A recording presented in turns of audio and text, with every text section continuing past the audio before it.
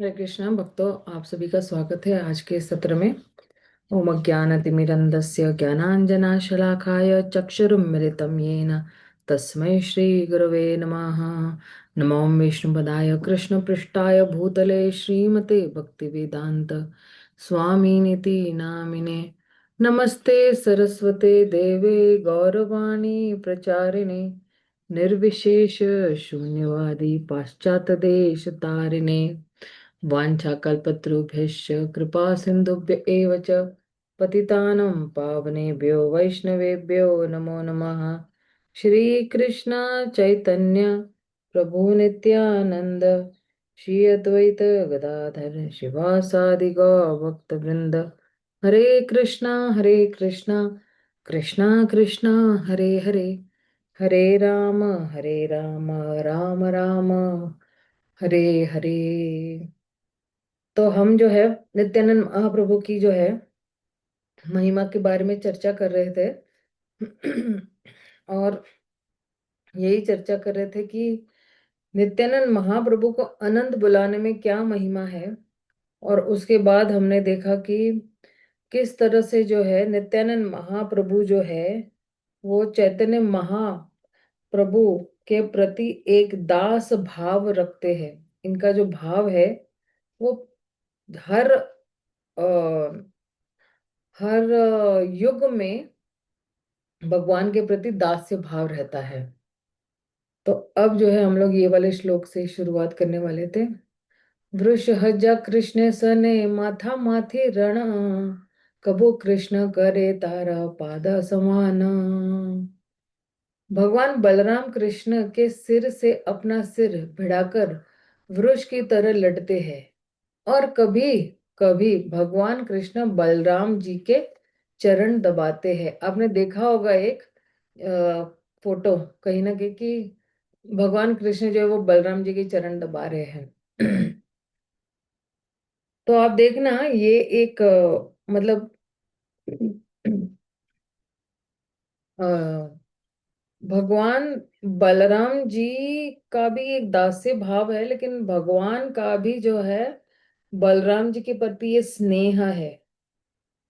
आपना के भृत्य करी कृष्ण प्रभु जाने, कृष्ण र कला आपना के माने। वे अपने आप को दास मानते हैं और कृष्ण को अपना स्वामी मानते हैं। इस प्रकार वे अपने आप को कृष्ण के अंश का भी अंश मानते हैं। फिर आगे कह रहे हैं, वृषा वृषायमाणो नर्दन्तो युयुधाते परस्परम, अनुकृत्य रुतै तैर्जन्तु चेरितु प्राकृतौ यथा। सामान्य बालकों की तरह एक दूसरे से लड़ते समय वे वृक्षों की तरह गर्जन कर रहे थे और तरह तरह के पशुओं की आवाजें निकालते थे।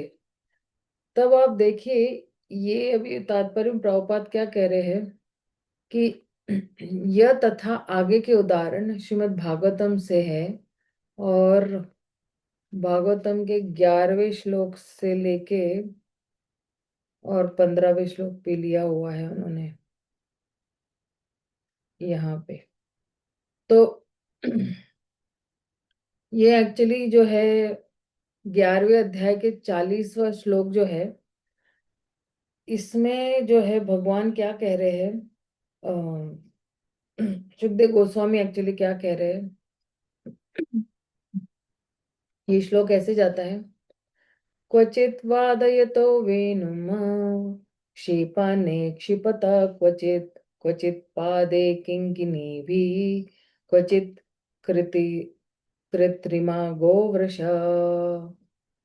तो इसमें कह रहे हैं कि कभी कभी बलराम जी जो है और कृष्णा जो है वो अपने बांसुरी बजाते थे। कभी एक दूसरे पर जो है वो रस्सियां डालते थे, कभी पत्थर डालते थे। और जो है कभी फल भी तोड़ने के लिए जो है रस्सी और पत्थरों का इस्तेमाल करते थे। और कहते थे कि कभी कभी ही जो है पत्थर डालते थे। और उनकी जितनी भी पैरों में जो पायल है, वो छन छन छन जो है वो बजती थी। और फुटबॉल खेलते थे। फुटबॉल किससे खेलते थे? फल के साथ फुटबॉल खेलते थे। जैसे बेल है या आंवला की फल है, उसके साथ फुटबॉल खेलते थे। और कभी कभी जो है वो अपने आप को जो है ब्लैंकेट से जो है वो ढक देते थे। और फिर जो है जितनी भी गाय है, बैल है, उनके आवाज निकालते थे। और फिर एक दूसरे के साथ लड़ाई करते थे उस आवाजों को निकाल के। और जोर जोर से आवाज निकाल कर जो है अलग अलग प्राणियों की जो है वो नकल करते थे।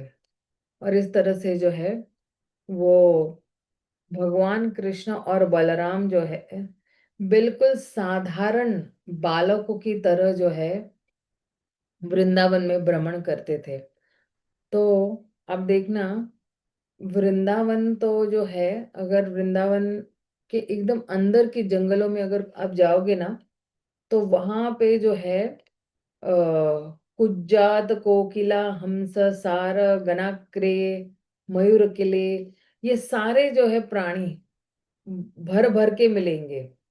तो कोकिला है, फिर जो है बतख है, हंस है, फिर जो है बंदर है, बैल है, गाय है, ये बहुत सारे प्राणी जो है वो मिलेंगे। और कृष्ण बलराम इन सभी की आवाज निकालने में बड़े ही निपुण थे। हम्म,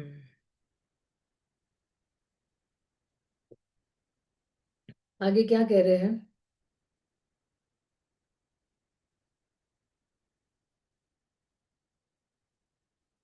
क्वचि क्रीडा परिश्रांत गोपत्संगो गोप भ्रमण स्वयं विश्रामयतया पाद संहादि भी।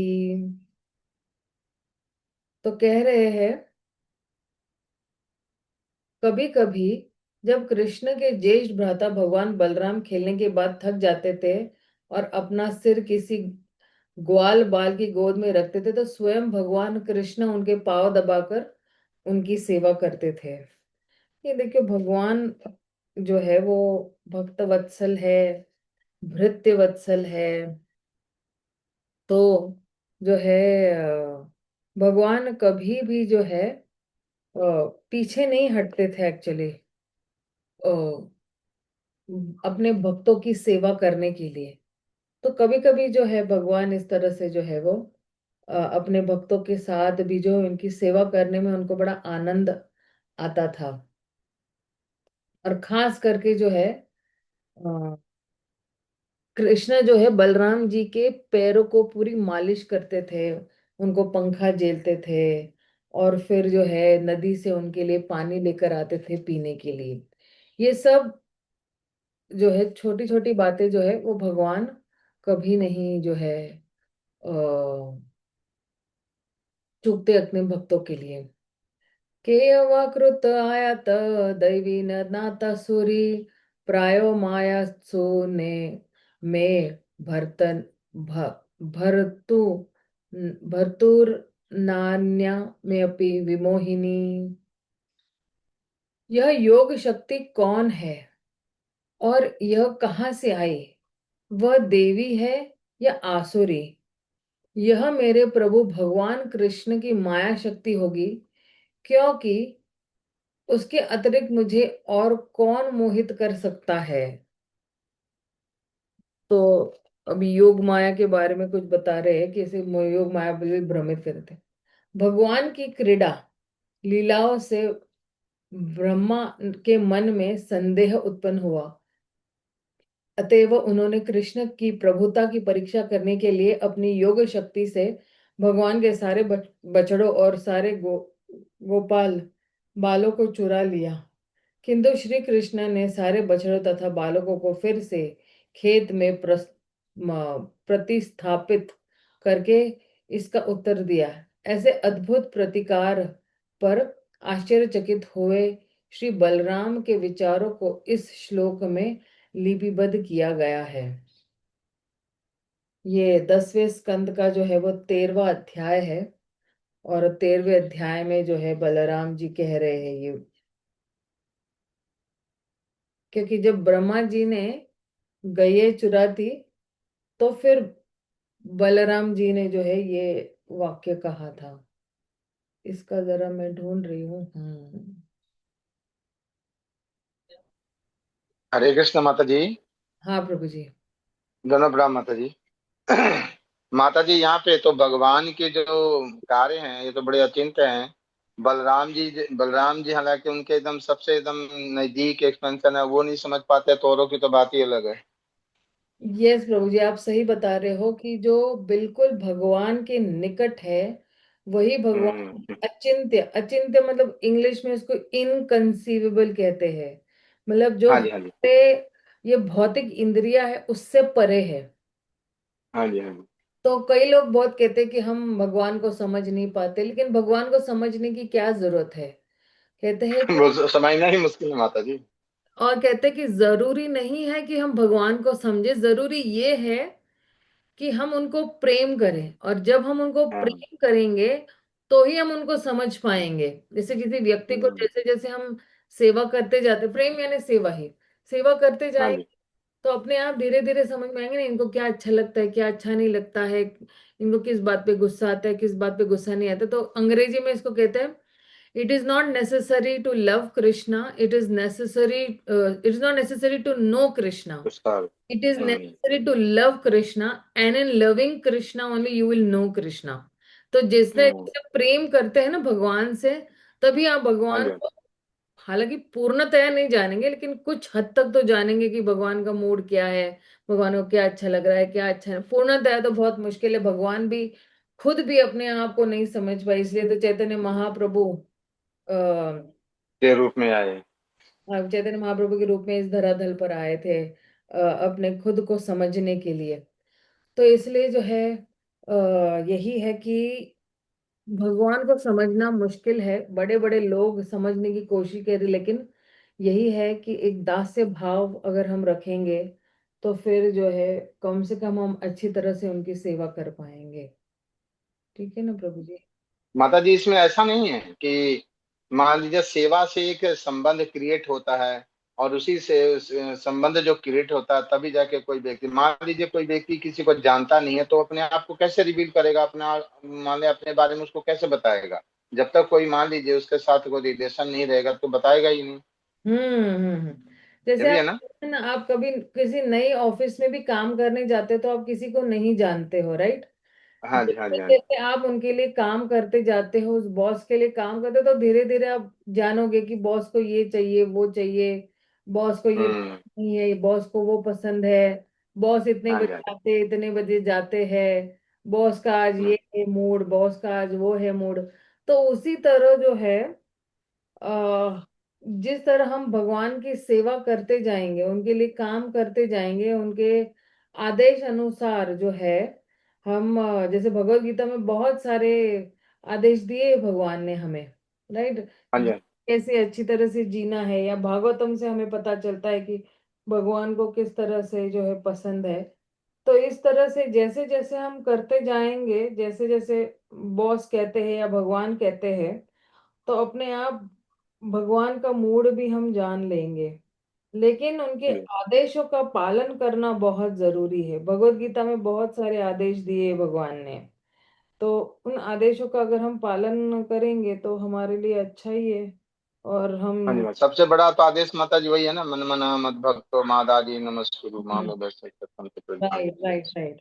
अभी जो है ठीक। एक बहुत अच्छी बात हुई, अच्छा हुआ आपने ये एक्चुअली टॉपिक निकाला। उससे पहले भी जो है एक और जो है उपदेश दिया था, जो एक्चुअली मैं जो है कल दोहरा रही थी। एक मिनट, वो मेरे नोट्स में लिखा है। ओ गॉड, ये मेरा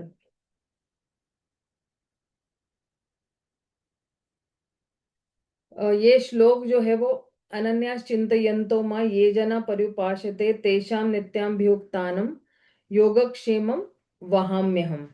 तो ये वो वाला श्लोक है जहां पे भगवान कहते हैं कि अनन्या चिंतयन्तो मां, जो कोई भी अपना मन मेरा पर केंद्रित करेगा या फिक्स करेगा या स्थित करेगा, तो ये जना परिपाषते, और फिर जो है वो लोग जो है वो मेरी पूजा करते हैं। हाँ ना। ये जना परिपाषते, और तेषाम नित्यम भियुक्तानम, तो जो लोग निरंतर ही जो है मेरी भक्ति में बिल्कुल लीन हो गए हैं या बिल्कुल मग्न हो गए हैं, तो फिर मैं उनके लिए क्या करता हूँ? तो मैं उनके लिए योगक्षेमम वहाम्यम करता हूँ। योगक्षेम वहाम्यम का मतलब क्या है? कि मैं जो हूँ, उनके पास जो कुछ भी है, मैं उन चीजों को या वो सब कुछ जो उनके पास गुण है उनको सुरक्षितता प्रदान करता हूँ। और जो उनके पास नहीं है फिर उसकी मैं पूर्ति करता हूँ। इसलिए मतलब वहां में हम, जो उनके पास नहीं है वो मैं उनकी पूर्ति करता हूँ। अब आप देखना, ये वाला जो श्लोक है, भगवान का निजी दखलंदाज एक्चुअली है, या भगवान हमारे जीवन में बिल्कुल निजी रूप से जो है वो प्रवेश करते हैं, और बिल्कुल बहुत अच्छी तरह से हमारी केयर करते हैं या ध्यान रखते हैं। और क्योंकि हम भी भगवान को उसी भाव से, बिल्कुल बोलते हैं ना कि हम बिल्कुल पर्सनल भाव से या भक्ति भाव से जो है हम भगवान के निकट जाते हैं। तो अ, अगर हम देखेंगे 11वें अध्याय, सॉरी कौन सा वाला अध्याय, तो हाँ चौथा वाला अध्याय में भी है ना, 11वें श्लोक में भगवान क्या कहते हैं? ये यथा माँ प्रपद्यते ताम तथैस भजाम्य हम। तो जिस जिस मात्रा में कोई मुझे शरणागत होगा, मैं उसी उसी मात्रा में उसको क्या देता हूं? मैं रिवॉर्ड देता हूँ। मैं उस, रेसिप्रोकेट करते हैं चाहे रिवॉर्ड देते हाँ चाहे रिवॉर्ड देते हैं, या उसी उसी मात्रा में मैं उनको जो है वो रिवॉर्ड को हिंदी में क्या कहते हैं? हैं, पुरस्कृत करते हैं। मैं उसको पुरस्कृत करता हूँ। तो यहाँ पे जो है कृष्णा क्या बता रहे हैं, एक्चुअली ये सिद्धांत है। तो हाँ जी मैम। अगर कोई कोई मेरे पास आता है शुद्ध भक्ति के साथ, तो फिर मैं जो हूं, मैं उसके साथ उसी तरह से मैं आदान प्रदान करता हूँ। और अब भगवान की जिम्मेदारी हो जाती है कि इस भक्त का ध्यान मुझे रखना है, इस भक्त का सारा लालन पालन मुझे करना है। और ये केवल नहीं इनकी जिम्मेदारी है, लेकिन कहते हैं ये इनकी निजी जिम्मेदारी हो जाती है, वहां में हम कहते हैं भगवान। और लेकिन हमें ये नहीं सोचना चाहिए कि ये कोई बनियागिरी है, या कोई ये कोई बिजनेस अरेंजमेंट है, कि कृष्णा जो है इतना जो है जटिल मांग क्यों कर रहे हैं। तो कृष्णा कहते हैं कि तुम्हें मेरा चिंतन करना है, और अनन्य भाव से चिंतन करना है, फिर ही मैं जो हूं योगक्षेमम वहाम्यम करूंगा। मतलब जो आपके पास नहीं है उसकी पूर्ति करूंगा, और जो आपके पास है उसको सुरक्षित रखूंगा। तो ये जो है ये जो पॉइंट है ना कि ये बिजनेस नहीं है, तो कह रहे हैं कि यहाँ पे आदान प्रदान है, और क्योंकि ये आदान प्रदान है तो फिर अनन्यस चिंता, ये क्या हो जाता है? हमारी जिम्मेदारी हो जाती है। और हमें हिचकिचाना नहीं चाहिए अनन्य भाव से जो है भगवान की भक्ति करने के लिए। अब आप देखना, ये अनन्य चिंतयन्तो मां कब स्वाभाविक ही हो सकता है? जब कोई भी व्यक्ति, इसको ध्यान से सुनना, हम अनन्य चिंतयन्तो मां कब होता है? कि जब जो है हम अपना मन जो है भगवान पे स्थिर रखते हैं। और क्यों स्थिर रखते हैं? क्योंकि जब कोई स्वाभाविक ही व्यक्ति, स्वाभाविक ही भगवान पे अपना ध्यान केंद्रित करता है, तो फिर भगवान जो है वो बंद जाते हैं, ये ऐसे भगवान बता रहे हैं। ठीक है ना? और अनन्य चिंतयंतो में मतलब क्या? ये उनके प्रेम का प्रदर्शन है। तो भगवान कह रहे कि जो मुझे प्रेम करता है स्वाभाविक ही, तो मैं भी उनको स्वाभाविक ही प्रेम करता हूं, नेचुरली जिसको कहते हैं। और ये पूरा जो भौतिक जगत है, ये एक्चुअली भगवान के प्रेम का ही एक्चुअली क्या है? प्रतीक है ना? और ताकि ये जितने भी जीवात्मा है वो अपनी इच्छा पूरी करे और उनके पास वापस आ जाए। लेकिन जो कोई भी उनको स्वाभाविक ही प्रेम कर रहा है तो फिर वो बहुत ही सहजता से उनके साथ आदान प्रदान करते हैं। अब कोई सोच सकता है कि अरे, ये ना निरंतर भगवान का नाम लेना मेरे लिए बहुत मुश्किल है। तो एक्चुअली हमें ये समझना है कि ये जो है ये हम साधकों के लिए ये साधना है, डिसिप्लिन है। डिसिप्लिन मतलब क्या, कि बार बार एक ही चीज को अगर हम जो है प्रैक्टिस करते जाएंगे तो फिर क्या होगा कि जितना हम भगवान के बारे में सोचते रहेंगे, क्योंकि भगवान के बारे में सोचना भी एक अभ्यास है, तो जितना हम भगवान के बारे में निरंतर सोचते जाएंगे, और सबसे अच्छी बात भगवान के बारे में क्या है कि जितना हम उनके बारे में सोचते जाएंगे उतना हम पवित्र होते जाएंगे। और जब हम पवित्र होंगे तो बहुत ही स्वाभाविक ही जो भगवान कृष्ण सर्व आकर्षित है तो वो हमारे सामने प्रकट हो जाएंगे। फिर से मैं दोहरा रही हूं, जितना हम भगवान के बारे में सोचते रहेंगे, जितना हम अपना मन जो है भगवान पे फिक्स रखेंगे, तो उतना उतना हम पवित्र बनते जाएंगे। और जब हम पवित्र बनेंगे तो जो कृष्ण है जो सर्व आकर्षित है वो हमारे सामने प्रकट हो जाएंगे।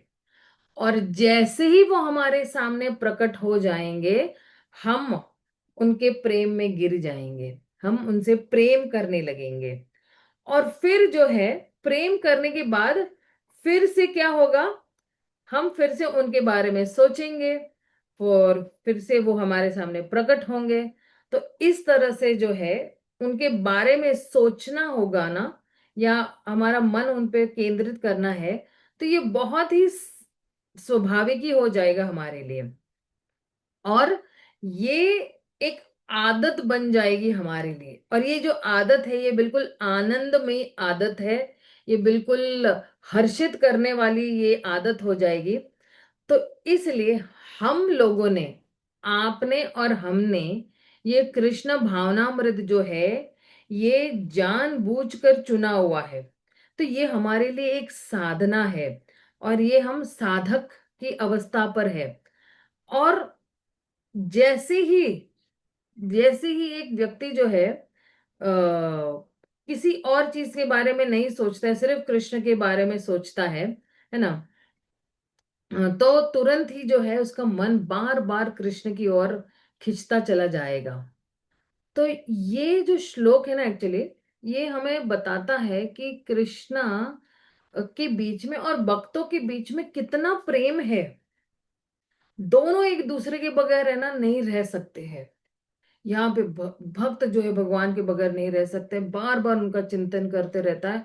वहां पे भगवान भी उस व्यक्ति का चिंतन कर रहे हैं।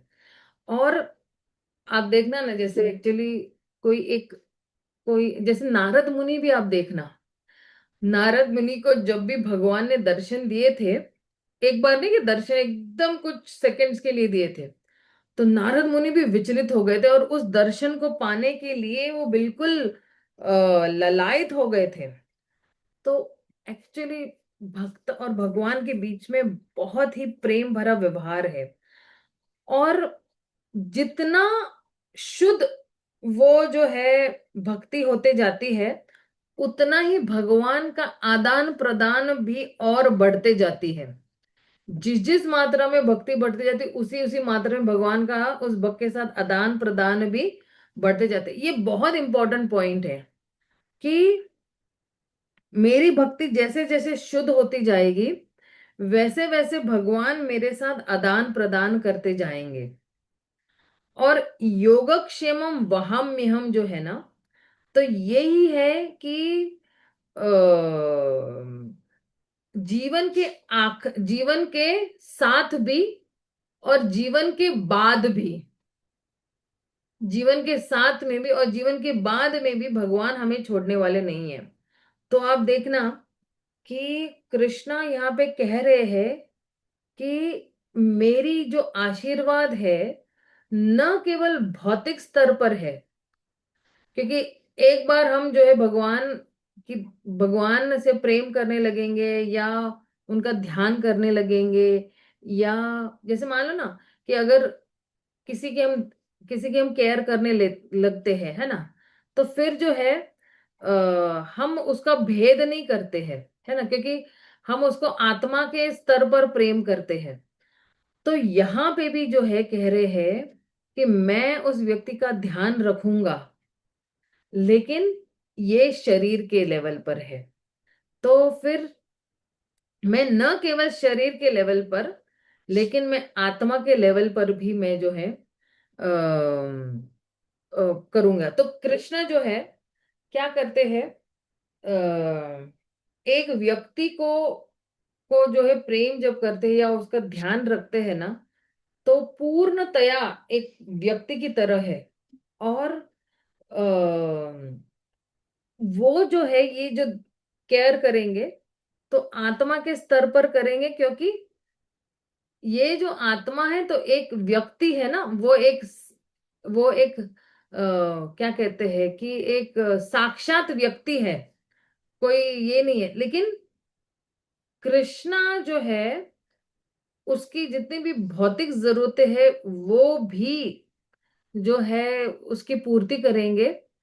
और जब जरूरत होगी तो आध्यात्मिक भी जो है, तो कृष्ण यहाँ पे दो चीजें कह रहे हैं कि मैं जो चीजें जरूरी है उसको सुरक्षितता प्रदान दूंगा, और जो चीजें नहीं है आपके पास वो मैं उसकी पूर्ति करूंगा। तो आप देखना ना, अगर भौतिक जगत में भी जो है यही दो जो है ना भय रहते हैं कि अरे मेरे पास अगर कुछ है तो कोई चुरा लेगा तो क्या होगा, और अच्छा जो है मुझे अगर जो चाहिए वो नहीं मिलेगा तो मैं क्या करूंगा। क्योंकि देखना, मतलब आजकल है ना लोगों के पास जो है बैंक में बहुत सारा धन रहता है, और इंटरनेट के माध्यम से हम लोग बहुत कुछ पेमेंट्स वगैरह करते रहते हैं, राइट।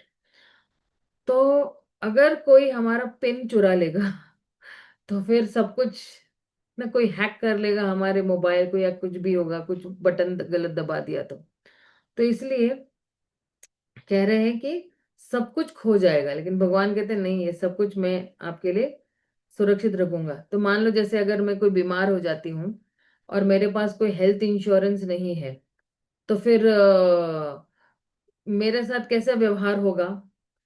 तो ये जो है लोगों के पास एक बहुत ही स्वाभाविक भय रहता है।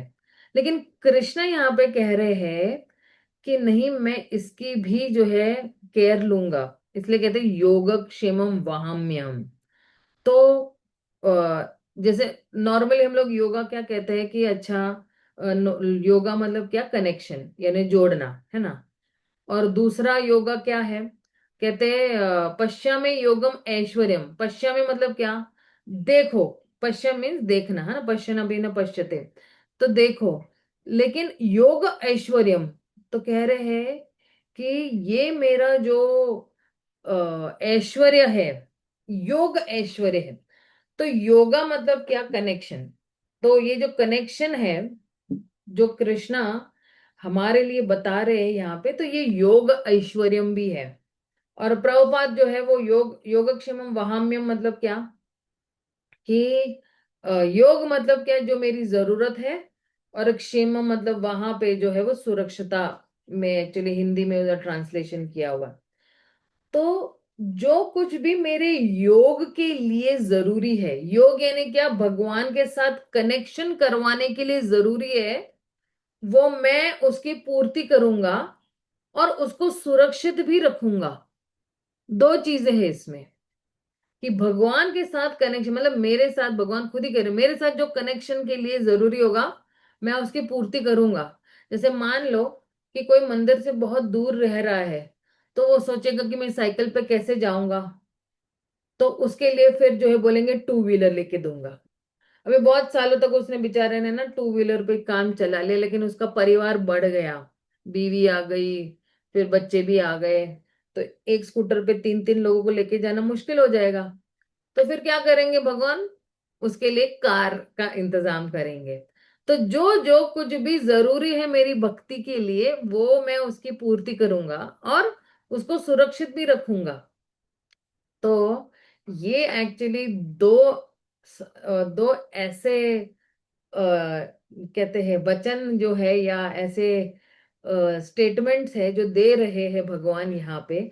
और कृष्ण यहाँ पे कह रहे हैं कि अगर हम जो है केयर लेते हैं, है ना, कि तो फिर जो है मतलब क्यों, क्योंकि अगर हम केयर लेते हैं तो फिर भगवान जो है हमारे क्यों की भी केयर लेते हैं।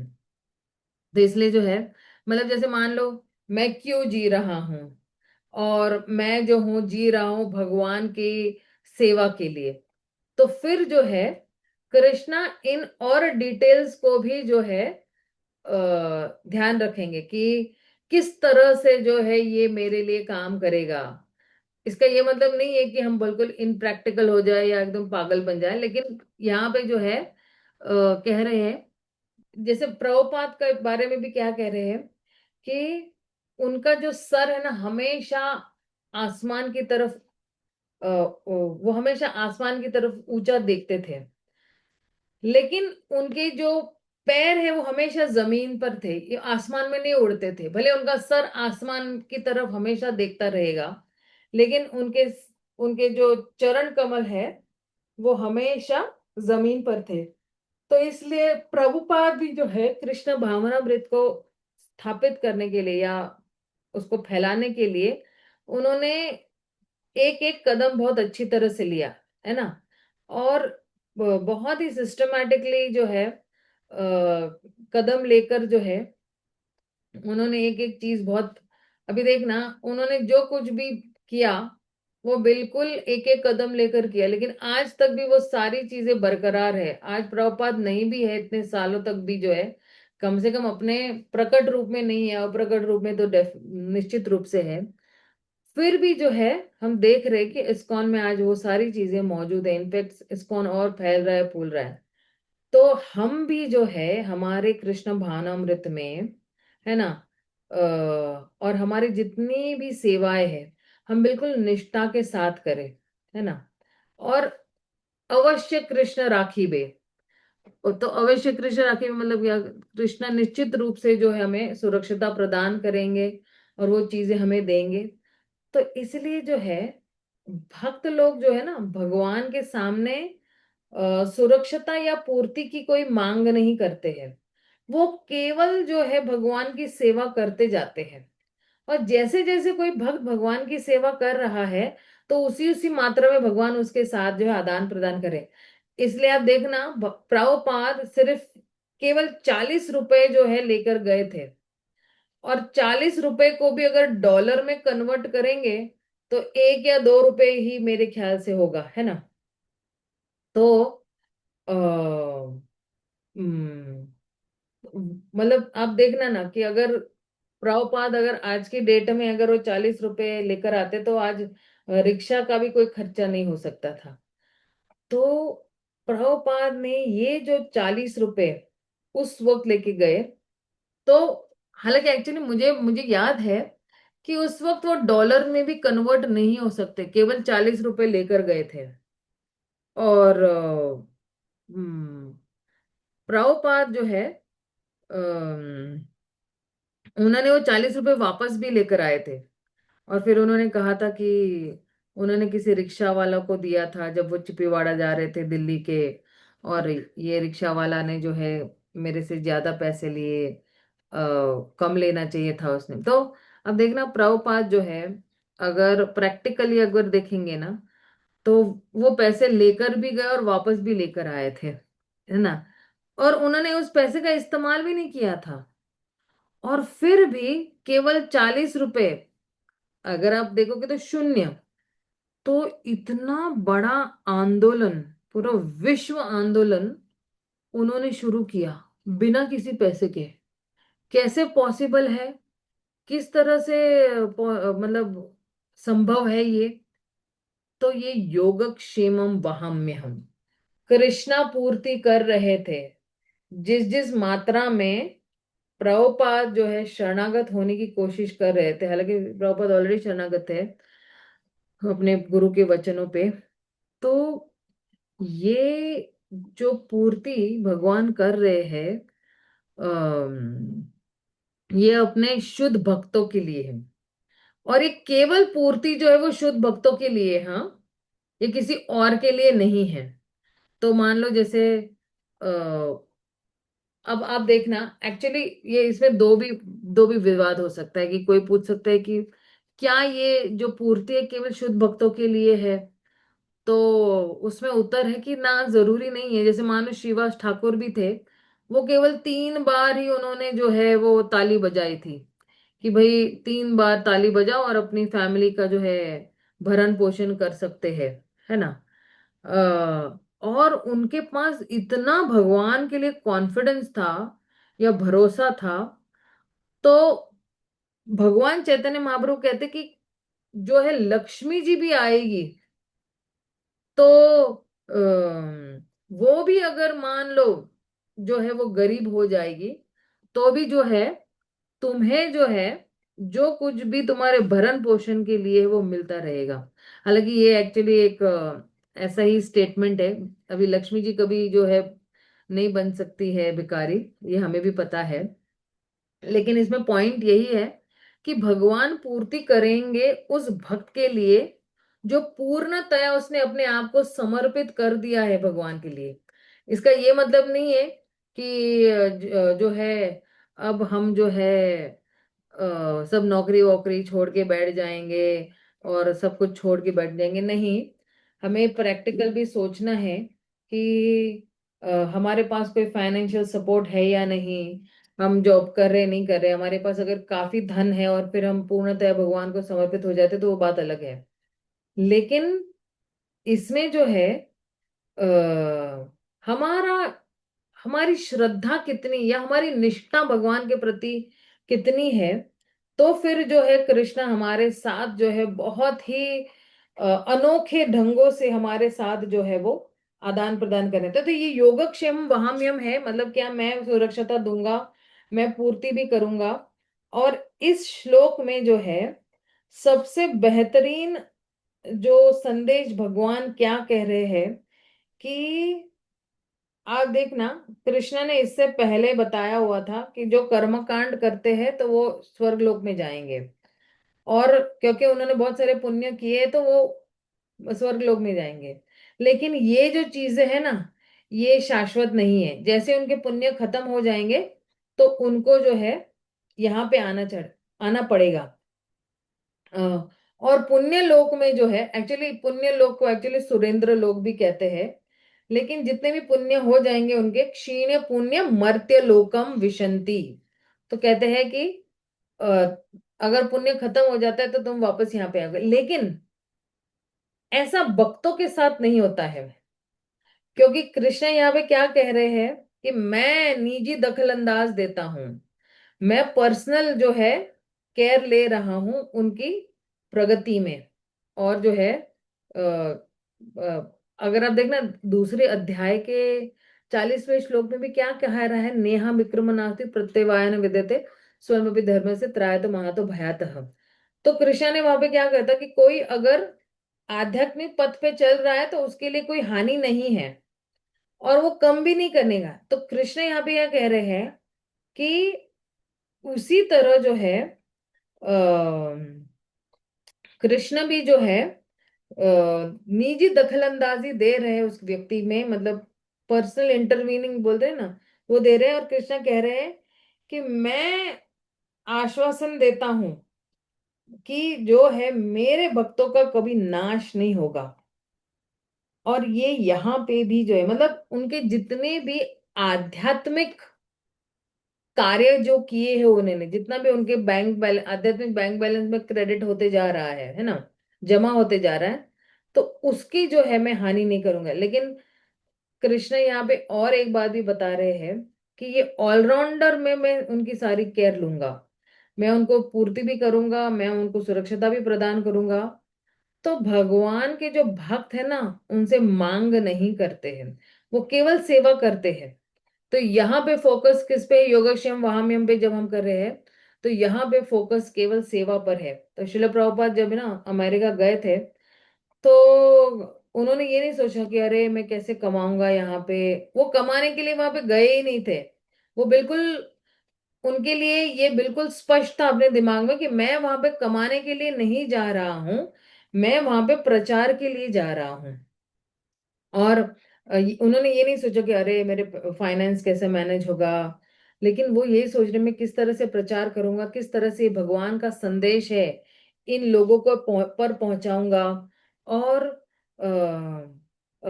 फिर बाद में उन्होंने ये सोचा कि अच्छा थोड़ा बहुत मुझे अपने लिए भी थोड़ा अरेंजमेंट करना है, थोड़ा एक घर चाहिए या कुछ।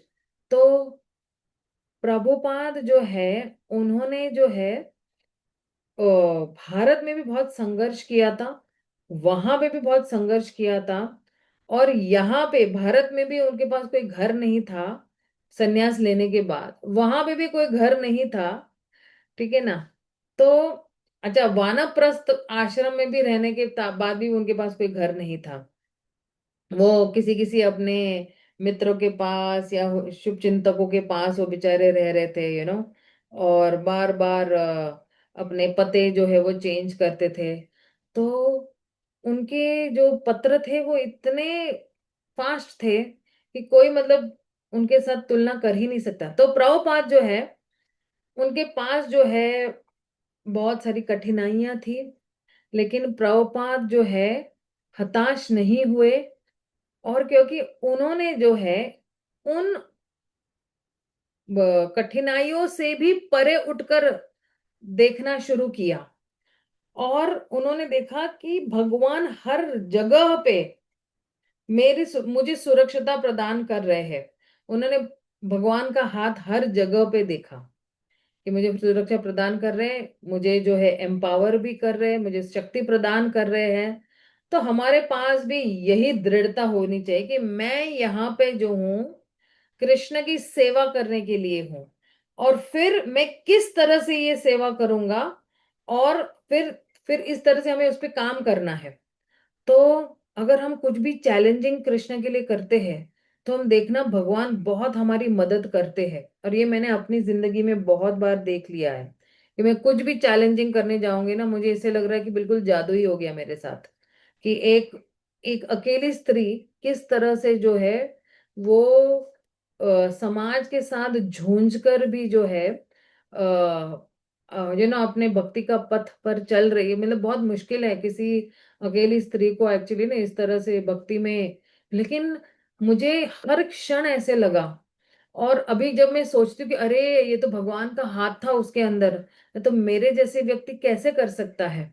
और अब देखना भगवान का झुकाव है ना स्त्रियों की तरफ ज्यादा होता है, क्योंकि स्त्रियां जो है वो स्वाभाविक ही भगवान को है ना जरा प्रेम करती है। ये प्रभुपाद का भी एक्चुअली स्टेटमेंट है।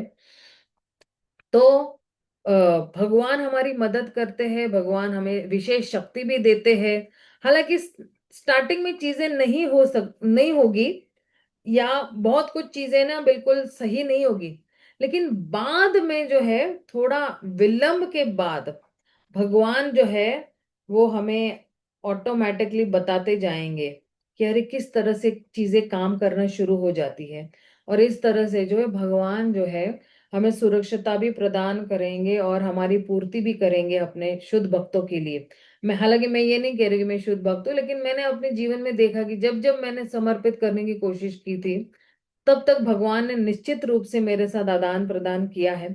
और प्रभुपाद उस तात्पर्य में ये भी लिख रहे हैं, 9वें अध्याय के 22वें श्लोक में ये कहते हैं कि प्रभुपाद की केवल वही इच्छा है कि उनको जो है भगवान का सानिध्य चाहिए, उनका संग चाहिए।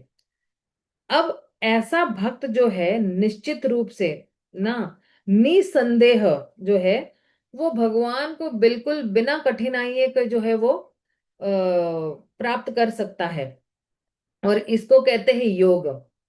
तो जब ये बात कर रहे थे तो लाइक तो हमें ये देखना है, हमें ये सोचना है, या ये हमारी जरूरत है कि किस तरह से जो है हमारे पास भी जो है एक पवित्रता चाहिए, पवित्रता होगी तो उनकी कृपा होगी, और कृपा होगी तो फिर भगवान कहते हैं कि मैं आपको पूर्ति करूंगा और आपके पास जो कुछ भी है। तो ये जो योग है ना, ये योग एक हमारे लिए एक प्रोविजन है। प्रोविजन मतलब क्या, एक पूर्ति कर रहे हैं ताकि हम उनके साथ कनेक्ट हो जाए। और प्रभुपाद तात्पर्य में ये भी कह रहे हैं कि कृष्ण की कृपा से ऐसा व्यक्ति जो है भौतिक जगत में वापस कभी भी नहीं आएगा। क्षेमा मतलब क्या, पूर्णतया सुरक्षितता प्रदान मिलेगी, और पूर्ण कृपा वाली सुरक्षितता प्रदान करेगी। इसलिए जो है हमारा काम, मतलब ये भी देखो पूरे इसका यही है कि हमें यही सोचना चाहिए, मैं इस्कॉन में जो हूँ, आया हुआ हूँ या आई हुई हूँ, मैं केवल भगवान की सेवा करने के लिए आई हूँ, और उसके लिए मुझे कुछ भी करना पड़े तो मैं करूंगा। लेकिन इन चीजों के लिए भी है ना एक क्रम है। आप देखना कि कोई अगर 16 माला नहीं कर रहा है या कोई नियमों को पालन नहीं कर रहा है, तो ये वाले स्तर पर आना बहुत मुश्किल हो जाएगा। उसके लिए आपको एक मेंटर है, गाइड है, या टीचर है, जो कुछ भी है उसकी बहुत जरूरत पड़ती है। जो लोग बोलते हैं ना मनमानी ढंग से काम करते हैं, या जो लोग के पास कोई शिक्षा गुरु नहीं है या कोई काउंसलर नहीं है, वो लोग मंदिर में केवल आयाराम गयाराम रह जाएंगे। और जो काउंसलर के नीचे या मेंटर के नीचे बहुत अच्छी तरह से वो जैसा कहते वो करते जाएंगे ना, तो देखेंगे भक्ति में बहुत अच्छी प्रगति करेंगे। जैसे मैं कल ही एक व्यक्ति को बता रही हूँ कि अगर आपके पास एक दार्शनिक बेस नहीं होगा या नींव नहीं होगी ना, तो आपका भक्ति का बंगला खड़ा ही नहीं हो पाएगा। वो पहली बात तो बनेगा ही नहीं, और मान लो जैसे तैसे कुछ करके आपने खड़ा कर भी दिया तो वो गिर जाएगा। अभी रिसेंटली हम लोग ने देखा महाराष्ट्र में एक 4 मंजिले की बिल्डिंग फटाक से गिर गई थी, और उसके अगल बगल वाली भी बिल्डिंग है उसकी वजह से गिर गई। क्यों? क्योंकि उसकी नींव ढंग से रखी हुई नहीं थी। तो हमारी जो भक्ति का जो बंगला है ना, हमारे फिलॉसफी पे बहुत निर्भरित है, यानी दार्शनिक जो हमारा ज्ञान है उस पे बहुत निर्भर है। वरना फिर हम लोग सिर्फ भावुक लोग बनकर रह जाएंगे। प्रभुपाद कहते हैं ना कि रिलीजन विदाउट फिलोसफी सेंटिमेंट्स। कोई भी धर्म जो है बिना फिलोसफी के क्या हो जाएगा, केवल भावुकता ही रह जाएगी। तो हमें भावुकता चाहिए। ऐसा नहीं कि हमें भगवान के लिए भावुक नहीं होना है या पत्थर दिल बन के बहना है, लेकिन वो भावुकता, उसके पीछे बहुत ही दार्शनिक या फिलॉसफी कूट कूट कर भरी होनी चाहिए। तब वो भावुकता बहुत स्वाभाविक ही भगवान के लिए निकल के आएगी।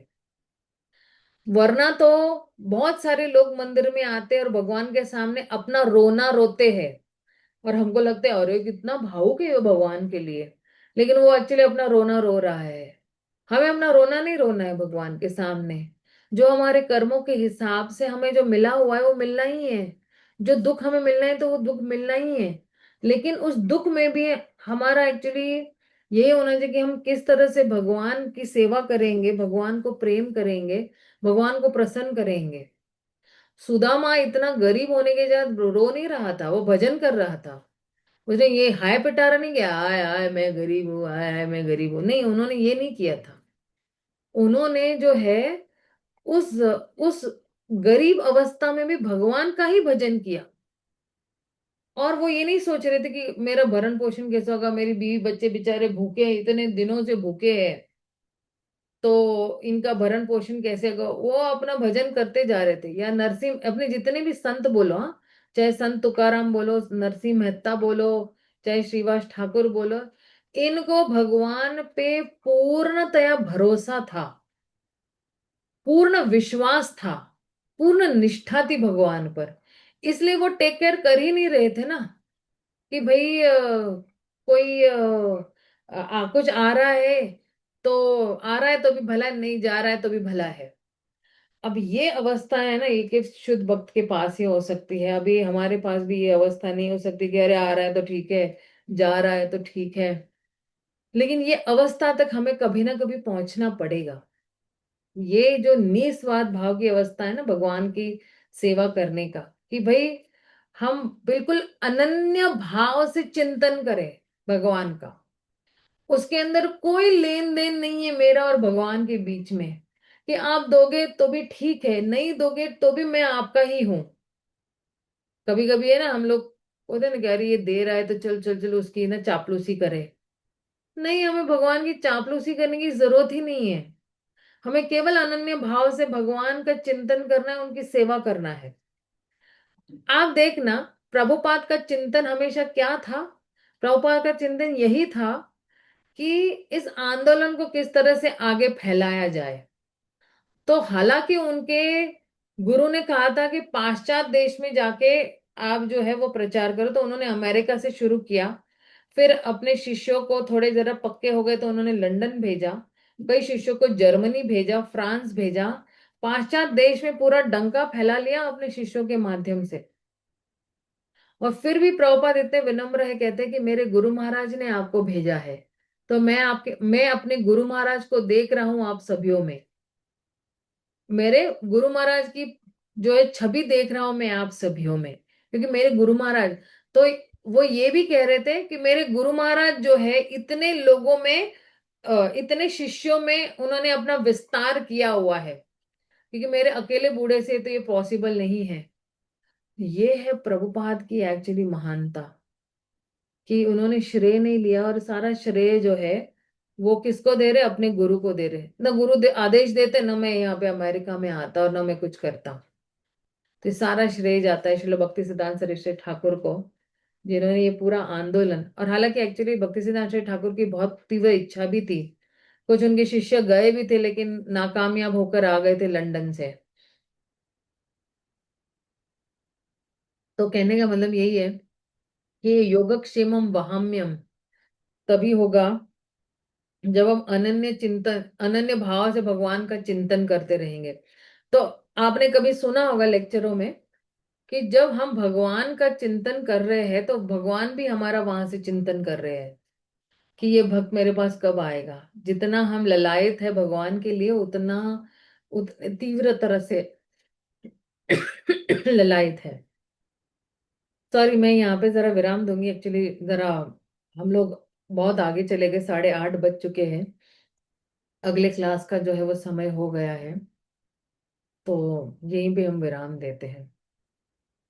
शिल प्रभुपाद की जय, कृष्णराज कविराज गोस्वामी की जय, हरे कृष्णा हरि बोल।